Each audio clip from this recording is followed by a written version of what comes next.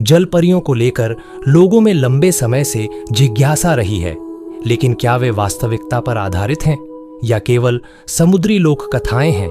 जल परियां आज भी लोगों के लिए आकर्षण का विषय बनी हुई हैं, जो प्राचीन मिथकों, गलत तरीके से पहचाने गए समुद्री जीवों और कोलंबस और ब्लैकबियर्ड जैसे व्यक्तियों के वास्तविक ऐतिहासिक वृत्तांतों को एक साथ जोड़ती है।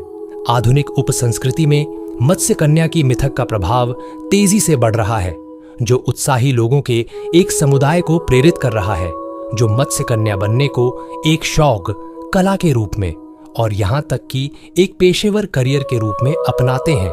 जलपरी बनने में एक विशिष्ट पूंछ और पृष्ठभूमि के साथ एक अद्वितीय व्यक्तित्व का निर्माण करना शामिल है, लेकिन इसके लिए कठोर जलमग्न प्रदर्शनों के लिए शारीरिक फिटनेस और प्रशिक्षण की भी आवश्यकता होती है।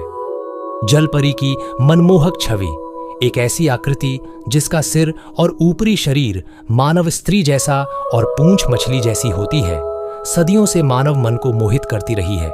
लेकिन क्या जलपरियां सचमुच मौजूद हैं? क्या जलपरियां वास्तव में होती हैं? इन सवालों ने विचारकों, खोजकर्ताओं और स्वप्नद्रष्टाओं को समान रूप से आकर्षित और भ्रमित किया है।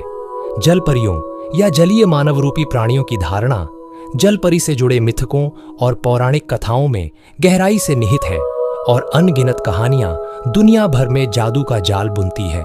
इस तरह के व्यापक विश्वास और आकर्षण के बावजूद हमें एनोवे और सरकारी वैज्ञानिकों के रुख पर विचार करना चाहिए, जो दावा करते हैं कि जलपरियों के अस्तित्व का समर्थन करने वाला कोई सबूत नहीं है। जलपरी की कहानी अक्सर सायरन की कहानी से जुड़ी होती है। ये दोनों ही पौराणिक कथाओं के जलीय जीव हैं, जिन्होंने अनेकों की कल्पनाओं को मोहित किया है। जहां जलपरी को अक्सर एक दयालु और सुंदर जीव के रूप में चित्रित किया जाता है, जो डूबते नाविकों को बचाती है और यहाँ तक कि मनुष्यों से प्रेम भी करती है।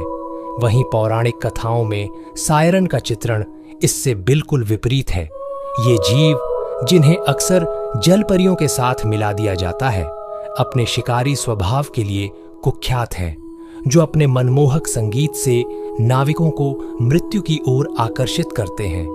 जलपरियों की कहानियां और उनकी मनमोहक धुनें, जो स्कॉटिश लोक कथाओं और होमर की ओडिसी में गहराई से निहित हैं, आज भी आकर्षक बनी हुई हैं, जो समुद्री कथाओं के भीतर उनकी कालातीत अपील को दर्शाती हैं। जलपरी की कहानी अक्सर सायरन की कहानी से जुड़ी होती है।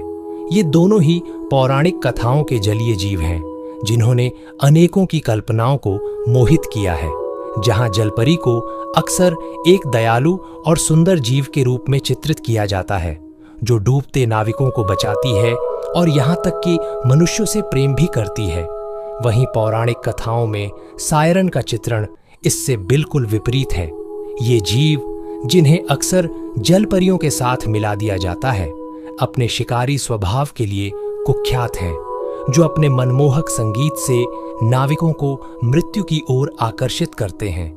जलपरियों की कहानियां और उनकी मनमोहक धुनें, जो स्कॉटिश लोक कथाओं और होमर की ओडिसी में गहराई से निहित हैं, आज भी आकर्षक बनी हुई हैं, जो समुद्री कथाओं के भीतर उनकी कालातीत अपील को दर्शाती हैं। जलपरी की कहानियां काल्पनिक प्राणियों से भरी पड़ी हैं, लेकिन इनका वास्तविक जीवन से भी गहरा संबंध है। क्रिस्टोफर कोलंबस जैसे उल्लेखनीय ऐतिहासिक व्यक्तियों ने अपनी समुद्री यात्राओं के दौरान जलपरियों को देखने का वर्णन किया है। कोलंबस ने बताया कि जिन जलपरियों से उनका सामना हुआ, उनके चेहरे मर्दाना थे, जो कहानियों में वर्णित आकर्षक जलपरियों से बिल्कुल अलग थे। जॉन स्मिथ और कुख्यात समुद्री डाकू ब्लैकबियर्ड जैसे लोगों के वृत्तांतों के साथ साथ ब्लैकबियर्ड उन क्षेत्रों से भी बचता था जहां जलपरियों का आना जाना माना जाता था। इन वृत्तांतों से इन कहानियों को कुछ हद तक विश्वसनीयता मिलती है। हालांकि ये जलपरियों की गलत पहचान या नकली होने की संभावना है, लेकिन जलपरियों को देखने की इन घटनाओं ने पीढ़ियों को आकर्षित किया है और जलपरी की किंवदंती को कायम रखने में भूमिका निभाई है।